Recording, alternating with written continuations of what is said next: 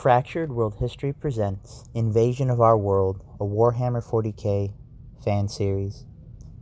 Written by Paul Fisherman, but owned by Games Workshop. Part 4, The Faceless King.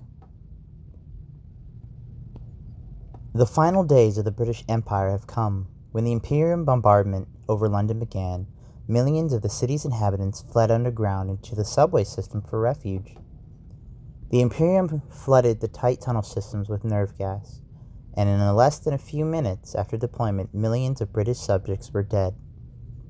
Now Imperial Guardsmen prowl the urban cityscape, going building to building, room by room, ensuring that any survivors are shot dead. The British King was at the United Nations building when the Astartes slaughtered every world leader, so now official power of the Empire falls upon his eldest son. Instead of jubilee and celebration, the hours that should have been one of a new beginning announced the largest attack on London since the Second World War.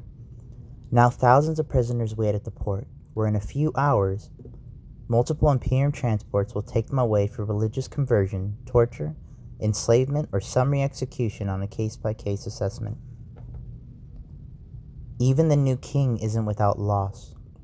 While traveling to take his family to a secure location, a direct hit from an Imperium bomb saw the historic Windsor Palace reduced to nothing but ash.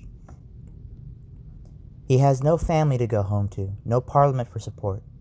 All that remains is the loyalty of his men and women in uniform, who stand ready to either rescue the prisoners or avenge England in her death. However, even in a time like this, they choose to keep calm and carry on.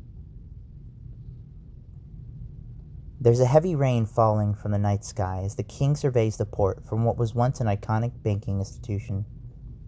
Conversation is kept to a minimum among the soldiers gathered there. Only one colonel remains in what was once the mighty Royal Army. He speaks softly to reduce the chances of the enemy finding their hidden staging area.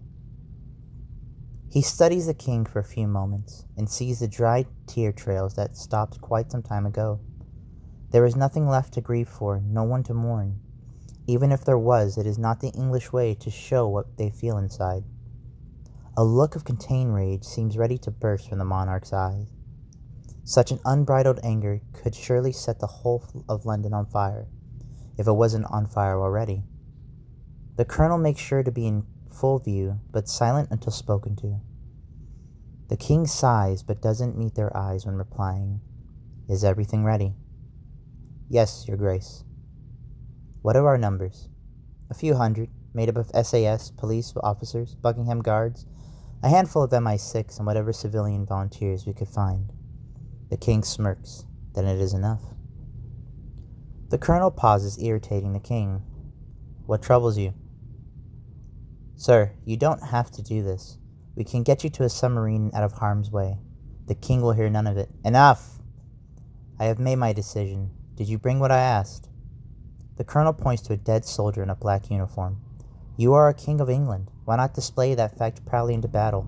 The king keeps speaking while changing into the uniform. When Constantinople fell to the Ottomans, Constantine the Ninth said, "My city has fallen, yet I am still alive. God forbid that I should live as an emperor without an empire. As my city falls, I will fall with it." The colonel adds, "I didn't know that, sir." The king nods and finishes changing before adding, he then took off his royal clothes and rings and to enter the fight alongside his men for one final time, not as an emperor, but a citizen of a dead empire. Just as he died a nameless face, so shall I, not as a monarch, but a son of England. The colonel disagrees, but can't help but respect and yearn for what good this king could have done if there had been a chance to see their rule. Sir, it's been an honor. I would have followed you to the gates of hell. The king smiles before pulling a black mask over his face. There's a chance we'll be meeting there very soon. Once exiting, the king melts into the assembled crowd. From there, the colonel explains that the King of England has shot himself, unable to bear the grief of everything that was lost. The shocks and cries echo throughout the crowd, even as the final order goes out. However, no one disagrees or refuses to march, but no words are said under the heavy London rain. Less than an hour later, no more than 400 brave men and women prepare for the final assault. The colonel leans over to a youth, barely turned 18 and a member of the Black Watch. He points to the bagpipes in their hands and says, "Be a good lad, and make sure it's loud, then join the fight. This will be the last time England ever hears the song." There's a tear in the soldier's eyes as he nods and raises the instrument to his mouth. The Imperial guardsmen at the port flinch in fear as a single man plays Amazing Grace, and the roar of 400 Brits scream, "Rule Britannia." The colonel was the first to fire, killing several guardsmen and plenty more from the grenade that followed. The SAS made their country proud and made every shot or stab fatal wherever they struck. The Buckingham Guards fought like rabid dogs, feeling the weight of their failures in protecting the royal family. The guardsmen at the perimeter were overwhelmed in seconds that followed the initial push. Lasgun, gunpowder, and rage filled the air. The Imperium brought in aircraft in response to the attack, only to find them shot down by rocket launchers in the hatred of an empire that once spanned the globe. The attackers inspired the prisoners to rise up and throw themselves upon the guards. They broke from their cages and tore any foe apart they seized, and for a moment, just a moment, it seemed as if this rebellion might succeed, until the Space Marines arrived. 30 of the Imperium's best landed on a handful of drop pods.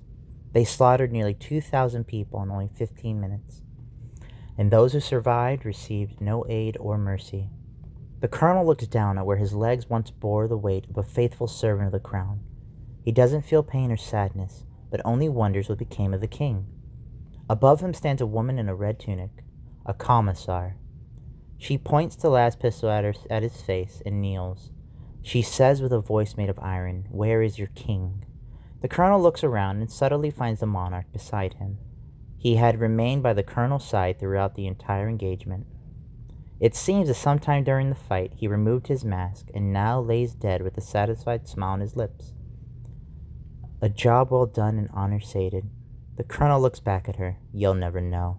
The commissar smirks. "Any last words?" The colonel raises his head and uses what's left of his bravado to reply, "Long live the king." There is a single gunshot, and with that shot marks the end of the British Empire. The end.